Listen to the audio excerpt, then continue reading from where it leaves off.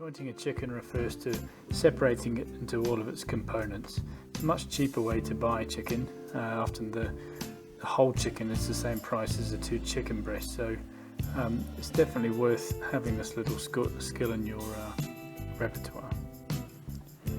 Always a good idea when you do any butchery to start by just honing up the edge on the knife quickly. 2 or 3 stripes across the steel should do. Pull apart the wings and the legs. Start by loosening the skin between the legs and the breast. We're going to start with the wing. Now, whenever you're trying to cut through a bone, you should always try to cut through the joint. You should never really need to cut through a bone very often. And just by hitting the sweet spot, touching the cartilage with the knife, and the whole limb should come off quite easily. Okay, as you'll see in this one, cut the loose muscle tissue away, look for the cartilage between the 2 bones, and as soon as you hit that with the knife, it just comes off fairly easily.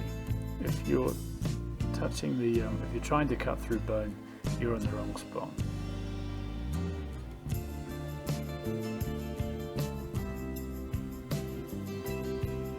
Those are the 2 wings. Dislocate the joints of the hip by using 4 fingers underneath the leg, pushing down with your thumb, and if you need to, an index finger right into the hip joint. Now we cut quite deep with the knife, taking a little piece of oyster out. That's the most tender part of the chicken, and we want to leave that attached to the hip. Then it's just a case of following the bone. Cutting against the bone is really important, and leaving as little meat behind as possible. And you'll see I'm just pulling away the meat, pulling away the skin, and scraping it with the very tip of my knife. I'm not actually really cutting, I'm just touching it with the end of the knife, and a little bit of pressure pulling the leg out, and it's coming away from the carcass. Same thing again, right round the oyster, and take that little piece of meat, and then just work your way from under the skin out towards the edge of the bone.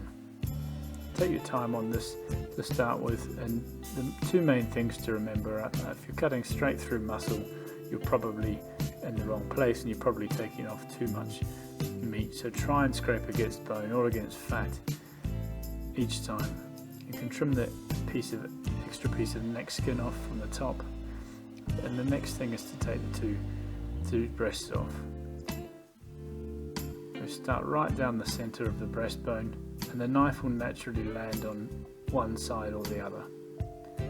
From there, it's a little bit like filleting a flat fish. You just run either side of the bone, and once the knife hits the bottom of the breastbone, you can just pull the breast away and gently touch the meat with the end of the knife, and it should just fall away.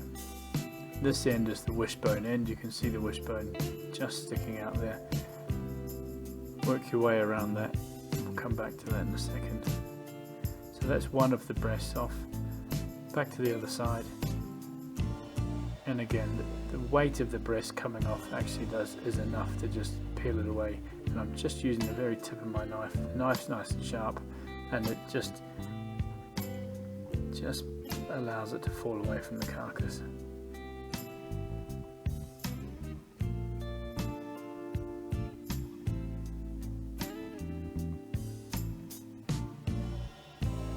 Follow the end of the wishbone down and trim it off.